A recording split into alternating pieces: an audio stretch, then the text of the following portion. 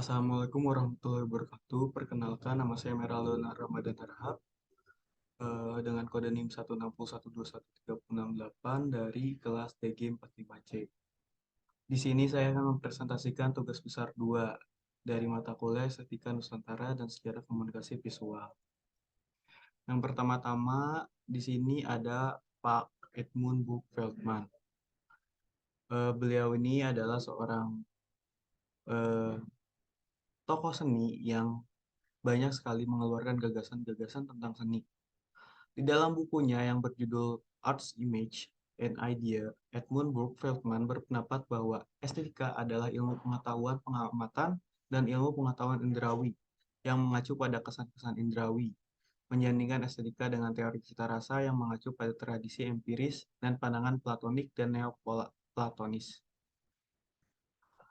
Kemudian dari teori itu saya akhirnya memilih eh, 4 karya dari berbagai eh, dari 4 tema, yaitu Barat, Timur, Nusantara, dan Indonesia. Yang pertama ada estetika Barat, dan karya yang saya ambil yaitu karyanya Thomas Rowland yang berjudul Plum to the Devil, with Body Kick Botnap and his partner Joe. Lukisan ini berjudul Plum to the Devil with Body Kick Botnap and his partner Joe. Ini merupakan salah satu estetika barat yang dibuat oleh Thomas Rowlandson pada tahun 1813, yang mana saat itu adalah era pencerahan. Karya ini dibuat dengan etsa berwarna dengan dimensi 25,5 cm kali 37 cm menggunakan tangan. Kemudian formalnya yaitu unsur-unsur serta prinsip membentuk karya ini adalah adanya garis, warna, dan tekstur pada pakaian, api, wajah, serta tanah. Warna biru pada latar di belakang menunjukkan waktu yang masih siang dan cerah. Komposisi yang seimbang pada peletakan masing-masing objek pada karya ini memberikan komposisi asimetris. Gradasi yang diberikan pada pakaian objek menunjukkan bayangan pada sebuah objek, serta value pada api memberikan kesan pada siapapun mata yang memandangkan bahwa itu adalah api. Shape yang ada pada karya ini pun berupa 2 dimensi seperti kartun Disney era Mickey Mouse. Lalu interpretasinya yaitu lukisan yang berjudul Plum to the Devil, Boutique, Botnap, and His Partner Joe ini menggambarkan suasana sedang kacau dan kita disuguhkan oleh gambar seorang Belanda yang menendang tokoh Napoleon ke arah iblis. Iblis itu mencengkeram kaki Napoleon. Dan di latar lainnya ada seorang Belanda yang sedang menusuk bokong Joseph dengan garpu rumput sambil berlari ke arah api yang bergejolak. Penilaian saya terhadap karya ini yaitu eh, tidak seperti sekarang alat dan bahan yang terbatas pada saat itu membuat saya kagum terhadap lukisan ini. Terlebih lagi, yang biasanya saya jumpai style gambar para pelukis pada era tersebut yang bernamakan realis, terus lebih ke pluralisme dan lain sebagainya. Tetapi Roland ini beda. Dia menemukan style anatomi kartun yang sangat sering kita jumpai pada era sekarang. Dia berpikir lebih modern. Bukan hanya itu, mungkin karya ini juga merupakan salah satu kultur gaming pada era itu juga, yang mana subjek utamanya adalah Napoleon Bonaparte dan Joseph seakan-akan digiring ke neraka merupakan suatu sindiran yang sangat jelas pada kami. Kedua, ada Estetika Timur, karyanya Kawanabe Kiyosai yang berjudul Never Seen Before, The Picture of a Live Wild Tiger, Konjaku Miken Ikomono Moko no Senzu.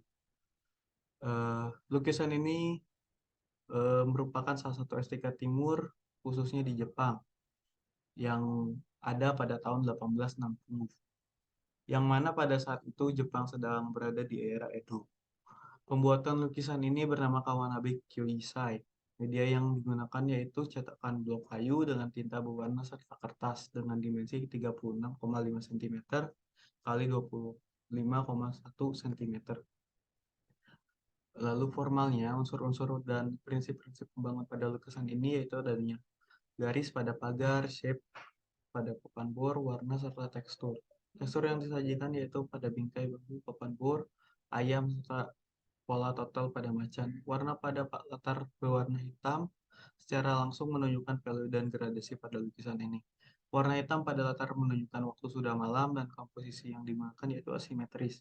Karya ini pula menggunakan prinsip penekanan, banyaknya objek yang terkesan kompleks dengan tekstur total macan dan objek-objek lainnya yang disusun secara asimetris membuat karya ini tidak terlihat monoton tetapi selaras. Lalu ada interpretasi. Lukisan ini eh, diperlihatkan seorang macan tutul yang sedang memegangi ayam dan membidik ayam lainnya. Dan di kiri atas ada sebuah papan yang jika diringkas menceritakan seorang yang malang akan kehilangan nyawanya karena seekor macan yang ganas di pegunungan Harisiana. Ketika keluarganya mendengar hal ini, mereka sangat terkejut dan sangat sedih. Dan setelah itu, dinasti kekaisaran mengajarkan pada para pemburu cara menangkap harimau ganas agar dendam setiap keluarga yang kehilangan sanak saudaranya dapat terbalaskan. Dalam lukisan ini terdapat kesedihan yang diserahkan oleh kawan Big Kyosai.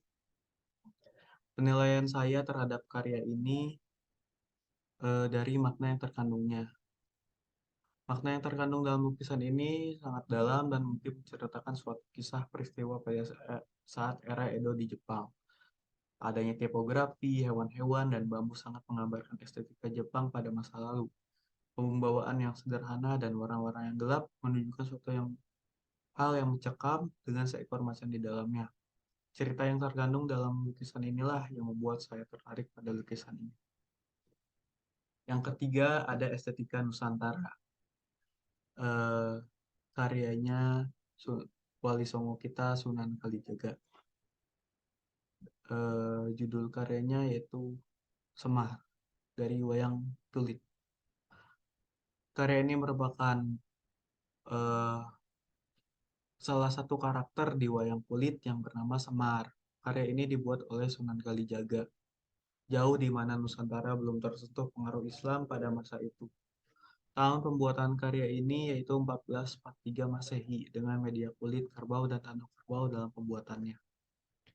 Formalnya, karya ini memiliki unsur garis di dalamnya, space yang unik dan warna yang biasanya ada pada wayang Semar yaitu hitam pada bagian tubuh dan putih pada bagian wajah. Tak lupa motif batik pada sampingnya yang menunjukkan keselarasan dengan penempatan irama yang kuat. Komposisi yang digambarkan untuk anatomi karakter ini yaitu asimetris. Cerita menariknya dikarenakan Islam melarang menggambarkan bentuk tubuh manusia yang sempurna. Tetapi pada masa itu, berdakwah masih butuh pendekatan dan wayang merupakan budaya masyarakat Jawa yang sangat kental. Maka dibuatlah wayang yang tidak sesuai proporsi tubuh manusia. Interpretasinya, Semar terlihat seperti seorang sepuh tua yang bijak, dengan gestur punggung yang bengkok dan gestur tangan yang menunjukkan membuat Semar menjadi sebuah gambaran tokoh yang disegani. Karena Semar memang terlihat seperti penasihat. Sebelum diadaptasi Islam, Semar muncul lebih dulu dalam kisah-kisah Mahabharata dan Ramayana. Semar pun menjadi salah satu tokoh utama dalam Punakawan sebagai sosok yang humoris dalam mencegah ketegangan dan sebagai sosok yang bijak memberi banyak pepatah. Penilaian saya terhadap wayang Semar ini yaitu bentuk yang sangat unik dan perlu kreativitas yang tinggi untuk menggabungkan suatu kultur. Terlebih lagi karya ini bertujuan untuk berdakwah yang membuat karya ini semakin sakral dan penting dalam penyebaran Islam di tanah Nusantara demi tujuan yang mulia. Yang keempat dan yang terakhir, saya mengambil Avandi dari Estetika Indonesia.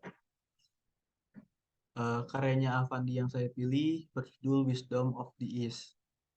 Karya ini dibuat oleh seniman profesional kita dari Indonesia, yaitu Bapak Avandi pada tahun 1967. Media yang digunakan pada lukisan ini yaitu dinding dengan dimensi 156 inci kali 192 inci yang di mural. Formalnya, garis-garis yang terletak pada latar merupakan suatu unsur yang menggambarkan suatu hal yang abstrak, entah itu dimensi di dalam pikiran ataupun kekosongan. Kesatuan pada karya ini sendiri sangat terciprat dari banyaknya unsur di dalam karya ini. Tangan yang di dalam terdapat beberapa tokoh perdamaian ini membuat karya ini memiliki penekanan dan irama yang sangat mencolok. Komposisi asimetris dengan keseimbangan menjadikan karya ini menarik dilihat oleh mata.